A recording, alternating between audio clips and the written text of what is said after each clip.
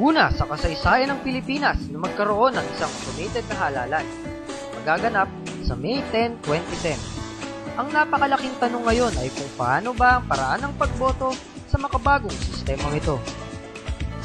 Dapat nga namang malaman ang sagot sa tanong na ito dahil isa sa mga pinakamalaking pagbabago ay ang pamamaraan ng pagboto. Kasama na rin ang paraan ng pagbibilang nito. Sa pamamagitan ng presentasyong ito, maipapaliwanag ang proseso ng botohan na naaayon sa mga panuntunang binalangkas ng Commission on Elections o COMELEC. Ating suriin ang mga gabay sa pagboto sa May 2010 election.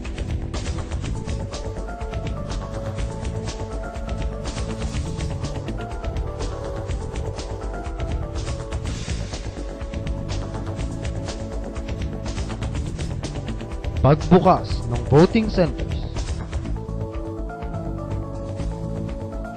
Alas 7 ng umaga, umpisa ng botohan. Paalala, maging maaga sa araw ng eleksyon.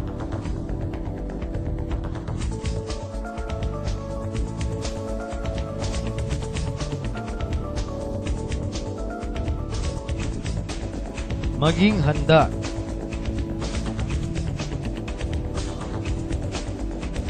Alamin ang inyong presinto. Alamin ang voter's number. Alamin ang sequence number sa paaralang inyong pagbobotohan.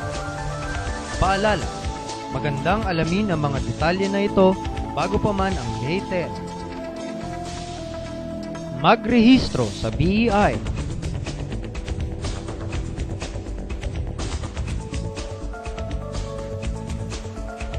Sa presinto, ibigay ang pangalan sa BEI member para hanapin sa listahan ng mga botante. Kung nakarehistro ka, titingnan ng BEI ang inyong kanang hintuturo kung may indelible ink.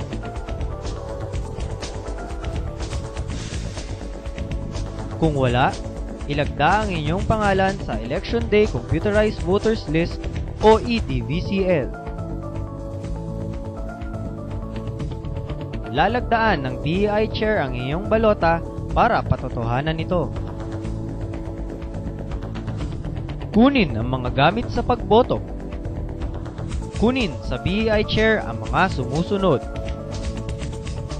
Instructions kung paano bumoto. Ang secrecy folder na naglalaman ng iyong balota. At marking pen.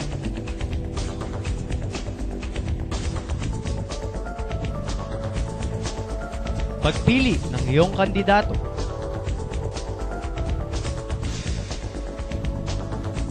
Gamitin ang secrecy folder at pen sa pagmarka sa balota. Itiman ang oval sa tabi ng bawat pangalan ng kandidato na gusto mong iboto.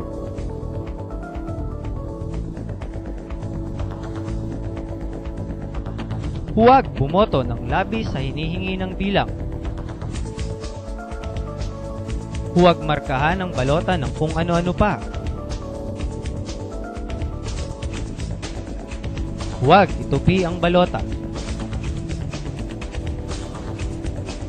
Ilagay ang balota sa PCOS machine.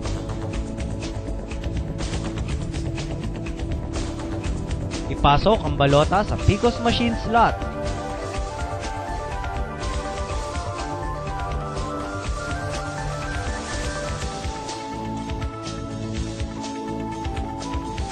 Hintayin mahulog ang balota sa loob ng ballot box. Titingnan ng BEI kung tinanggap ng PCOS machine ang balota.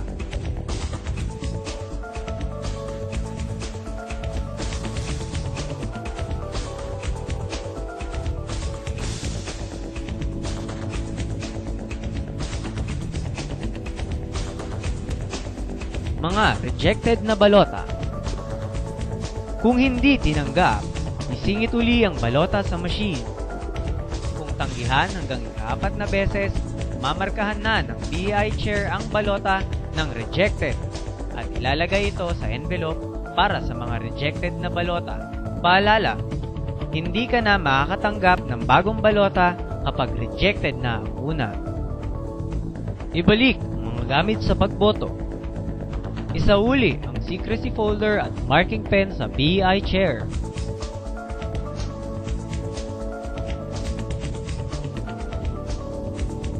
Magpalagay ng indelible ink.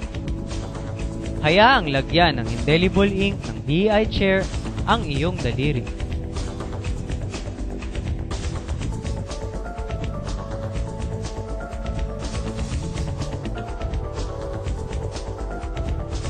Thumb mark sa rehistro. Ilagay ang iyong thumb mark sa nakalaan na espasyo ng mga botante.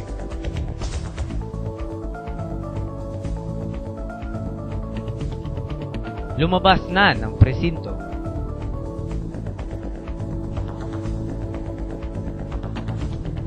Pagsasara ng voting center. Alas 6 ng gabi. Wakas ng botohan. Huling paalala. Magbantay at siguruhin ang isang tapat at malinis na halalan. Mula sa Team Pagbabago. Gila Garcia for Congresswoman. Tet Garcia for Governor. Jules Mongkupa for Mayor. Dr. Ami Muli for Vice Mayor.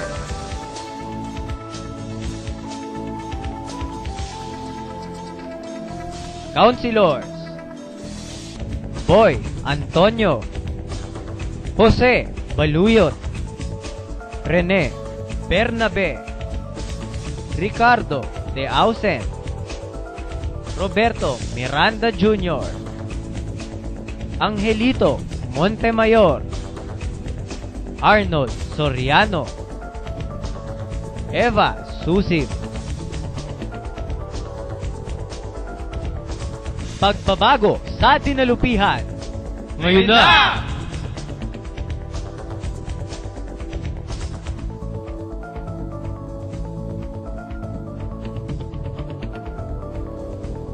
Ngayong natunghayan nyo na kung paanong paraan ng pagboto sa darating na automated elections, ating pakatandaan na maging maingat, hindi lamang sa mismong pagboto, kundi sa pagpili ng iboboto. Nasa kamay natin ang kinabukasan ng ating bansa. Mabuhay tayong lahat!